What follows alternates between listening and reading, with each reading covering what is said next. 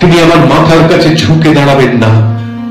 আমি শুধু 10 দিককে উদ্দেশ্য করে বলব, প্রত্যেক মানুষই অহংকারী। এখানে আমি একা, এখানে আমার কোনো অহংকার নেই। এখানে জয়ী হবার বদলে ক্ষমা চাইতে ভালো লাগে। হে 10 দিক, আমি কোনো দোষ করিনি, আমাকে ক্ষমা করো।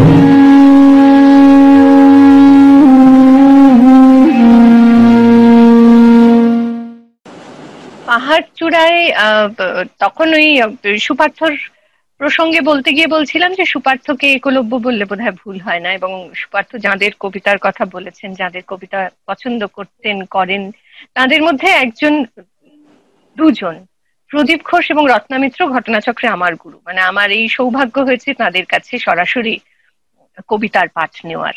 তো রত্নাদির ক্লাসে মনে আছে, পাহাড় চূড়ায় রত্নাদি বলছিলেন, বোঝাচ্ছিলেন যখন, আমি কবিতাটা শুনতে শুনতে আমার সেই ক্লাসের দিনটার কথা মনে পড়ে গেল। ফিরে যাওয়া যায় না ঠিকই, শৈশবে ফিরে যাওয়া যায় না, ছোটবেলায় ফিরে যাওয়া যায় না, কিন্তু মুহূর্তগুলোকে ফিরে পাওয়া বোধহয় যায়। মানে আক্ষরিক অর্থে সেই মুহূর্ত আরেকবার বাঁচা সম্ভব হবে না, কিন্তু এই যে এই কবিতাটা আমাকে ফিরিয়ে নিয়ে গেল আজ থেকে বেশ কয়েক বছর আগে রত্না মিত্রর ক্লাসে, যেখানে দিদি বুঝিয়ে দিচ্ছেন এই কবিতা, দিদির মতো করে দিদি কিভাবে পেয়েছেন কবিতাটিকে। এবং আমরা যারা ক্লাস করতাম সেই সময় আমরা জানি যে দিদি এইভাবে একটা কবিতা, দিদি সেই কবিতাটার কত কিছু বলে, মানে সেটাকে খানিকটা আমাদের হাতে তুলে দেওয়ার মতো করে প্রস্তুত করিয়ে দেওয়া, যাকে বলে আর কি পরবর্তী প্রজন্মের হাতে পৌঁছে দেওয়া, সেইটুকু ভাবনাটুকু সেইভাবে বলে যাচ্ছেন, বলছেন। এবং তারপরে তখনও অব্দি কবিতা মুখস্থ করতাম, পাহাড় চূড়ায় একটা সময় মুখস্থ করেছিলাম আর কি, মনে পড়লো সেটা। যাই হোক, কবিতার থেকে ফিরে আসি, আবার জয়তীর কাছে আসি। জয়তী, এবারে কি আছে ভাব? আমি এটা শুনতে শুনতে ভাবছিলাম যে তারপরে তোমার কথা যখনই রত্নাদির কথা উঠলো, রত্নাদি আমার প্রচন্ড প্রিয় একজন মানুষ, আমার প্রাণের মানুষ বললে কম বলা হয়। আমি এতটাই ভালোবাসি রত্নাদিকে, শুধুমাত্রই রত্নাদির কণ্ঠ শুনে, আর কিছু না। মানে রত্নাদির সাথে আমার পরিচয় অনেক পরে হয়েছে। এনিওয়ে, আমি আসলে সুপার্থদার কবিতাটা শুনতে শুনতেও ভাবছিলাম যে আমাদের আজকের সন্ধে শুধুই কবিতার অনুষঙ্গ হিসাবে গান বা গানের অনুষঙ্গে কবিতা, এরকমটা যদি আমরা না করে একদম আলাদা আলাদা ভাবেও কিছু ভাবি। মানে পাহাড় চূড়ায়ের সঙ্গে সত্যি কথা বলতে এই মুহূর্তে হয়তো আমার কোনো গান মাথায় আসছে না, কিন্তু যে গানটি মাথায় এসছে সেই গানটি ভেবেছিলাম সেই গানটি দিয়ে অনুষ্ঠান শেষ করব। আমার অসম্ভব প্রিয় গান, কিন্তু এই মুহূর্তে কয়েকটা জিনিস মাথার মধ্যে ভীষণভাবে ঘুরপাক খাচ্ছে, তাই মনে হলো যে এই সময় শুনিয়ে ফেলি গানটা। এই গান আবারও হেমন্ত মুখোপাধ্যায়ের গান, এবং সব থেকে যেটা বড় কথা সেটা হচ্ছে যে এই যে সময়টায় আমরা এখন দাঁড়িয়ে আছি, সেই সময়ে দাঁড়িয়ে কবিকার গান এখনো কি সাংঘাতিকভাবে প্রাসঙ্গিক।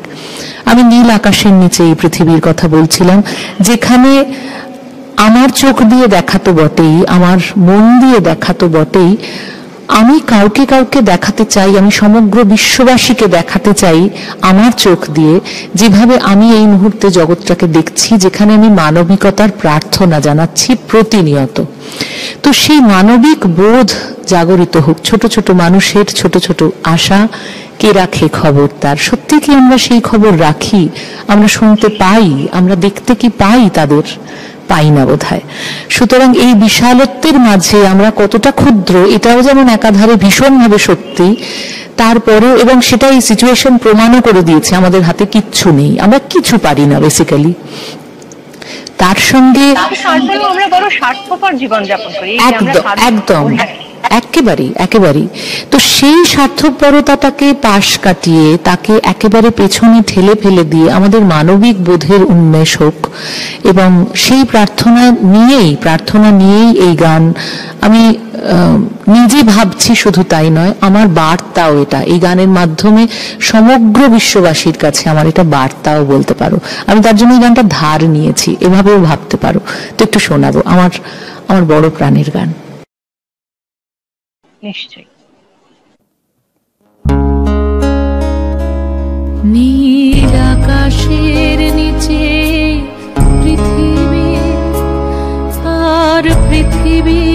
পরে ওই নীল আকাশ তুমি দেখেছো কি?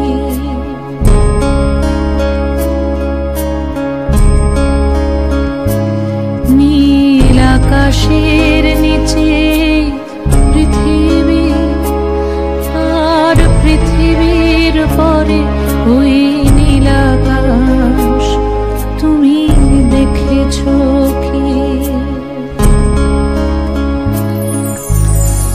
আকাশ আকাশ শুধু নীল, ঘন নীল নীল আকাশ, সেই নীল মুছে দিয়ে আসে রাত, পৃথিবী ঘুমিয়ে পড়ে,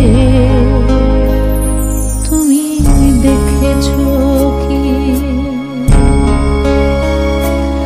তুমি রাতের সে নীরবতা দেখেছো কি? শুনেছো কি রাত্রির কান্না? বাতাসে বাতাসে বাজে, তুমি শুনেছো কি?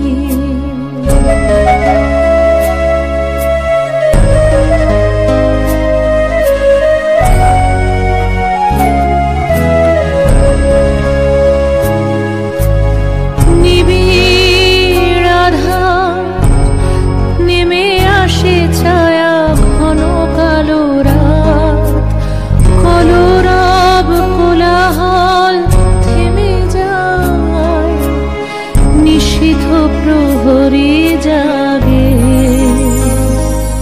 তুমি দেখেছো কি? এই বেদনার ইতিহাস শুনেছো কি?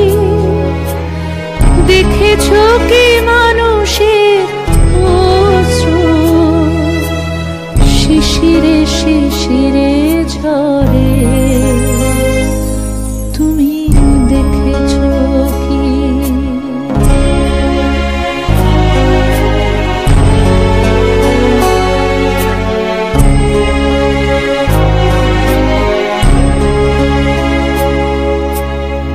অসীম আকাশ তারই নিচে চেয়ে দেখো ঘুমায় মানুষ, জাগে শুধু কত ব্যথা হাহাকার, ছোট ছোট মানুষের ছোট ছোট